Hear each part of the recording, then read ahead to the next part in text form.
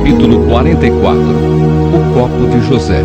Depois disso, José deu ao administrador da sua casa a seguinte ordem: encha de mantimento os sacos que esses homens trouxeram, o quanto puderem carregar, e ponha na boca dos sacos o dinheiro de cada um. E na boca do saco de mantimentos que pertence ao irmão mais moço, ponha o meu copo de prata junto com o dinheiro que ele pagou pelo seu mantimento. O administrador fez tudo como José havia mandado. De manhã bem cedo, os irmãos de José saíram de viagem com os seus jumentos. Quando eles já tinham saído da cidade, mas ainda não estavam longe, José disse ao seu administrador: vá depressa atrás daqueles homens e quando os alcançar, diga o seguinte: por que vocês pagaram o bem com o mal? Por que roubaram o copo de prata do meu patrão? Ele usa esse copo para beber e para adivinhar as coisas.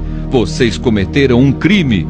Quando o administrador os alcançou e disse o que José havia ordenado, eles responderam: por que o senhor está falando desse jeito? Nós não seríamos capazes de fazer uma coisa dessas. Nós lhe trouxemos de volta do país de Canaã o dinheiro que encontramos na boca dos sacos de mantimentos de cada um de nós.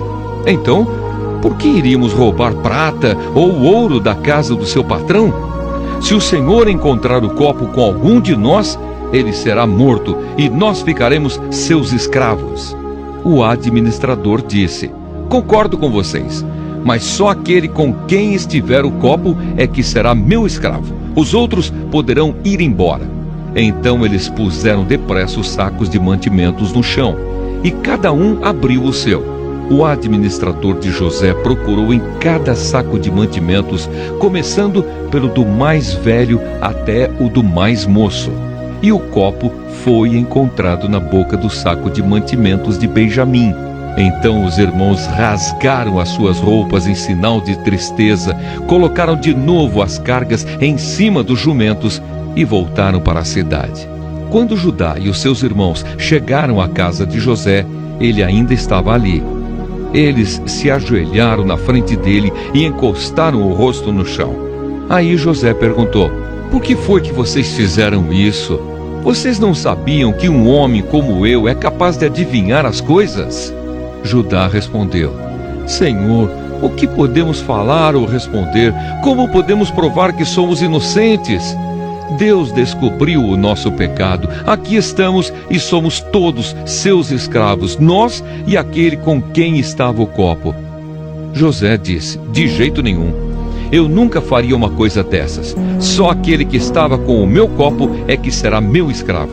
Os outros podem voltar em paz para a casa do pai. Judá pede em favor de Benjamim.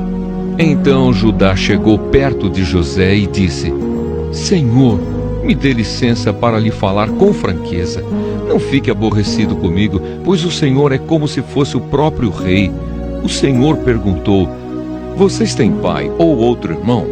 Nós respondemos assim: temos pai já velho e um irmão mais moço, que nasceu quando nosso pai já estava velho. O irmão do rapazinho morreu. Agora ele é o único filho da sua mãe que está vivo, e o seu pai o ama muito. Aí o Senhor nos disse para trazer o rapazinho, porque desejava vê-lo.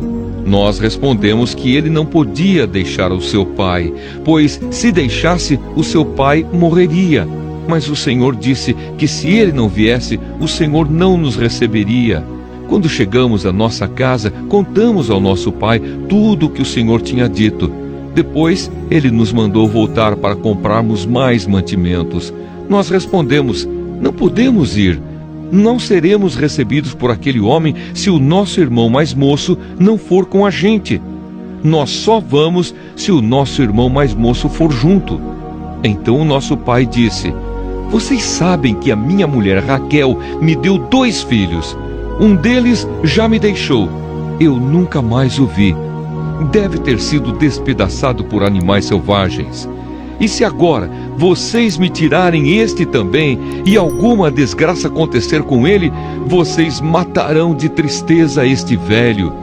Agora, Senhor, continuou Judá, se eu voltar para casa sem o rapaz, logo que o meu pai perceber isso, vai morrer. A vida dele está ligada com a vida do rapaz, e nós seríamos culpados de matar de tristeza o nosso pai, que está velho.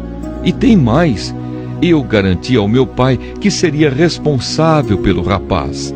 Eu disse assim: se eu não lhe trouxer o rapaz de volta, serei culpado diante do Senhor pelo resto da minha vida.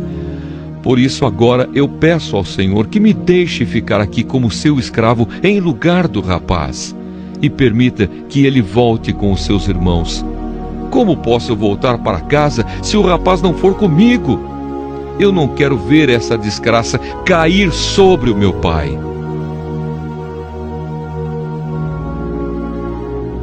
Gênesis, capítulo 45. José conta quem é. José não conseguiu mais controlar a sua emoção diante dos seus empregados, de modo que gritou: saiam todos daqui! Por isso, nenhum dos empregados estava ali quando José contou aos irmãos quem ele era. Ele começou a chorar tão alto que os egípcios ouviram e a notícia chegou até o palácio do rei. José disse aos irmãos: eu sou José. O meu pai ainda está vivo. Quando os irmãos ouviram isso, ficaram tão assustados que não puderam responder nada. E José disse: cheguem mais perto de mim, por favor. Eles chegaram e ele continuou: eu sou o seu irmão José, aquele que vocês venderam a fim de ser trazido para o Egito. Agora não fiquem tristes nem aborrecidos com vocês mesmos por terem me vendido a fim de ser trazido para cá. Foi para salvar vidas que Deus me enviou na frente de vocês. Já houve 2 anos de fome no mundo e ainda haverá mais 5 anos em que ninguém vai preparar a terra nem colher.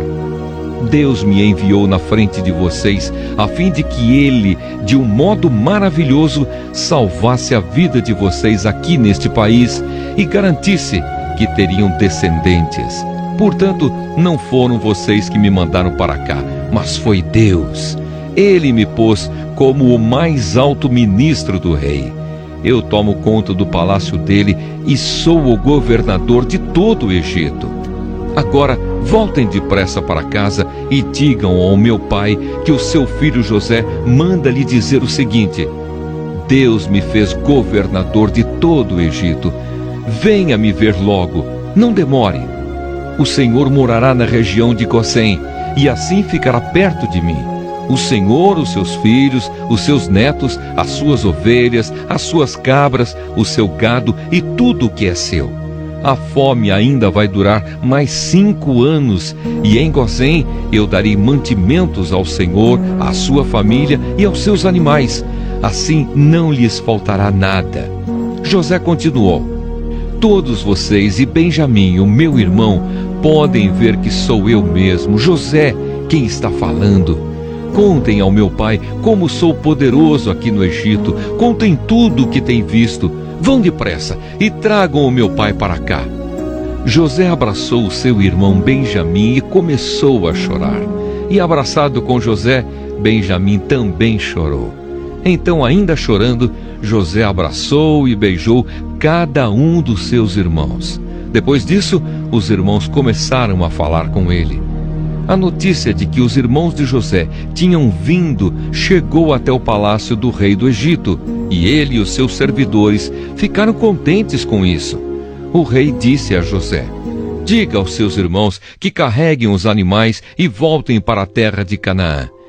E me tragam o pai deles e as famílias deles. Eu lhes darei as melhores terras que há no Egito, e eles comerão o que este país produz de melhor. Que os seus irmãos levem daqui do Egito carretas para trazerem as mulheres, as crianças pequenas e também o pai deles.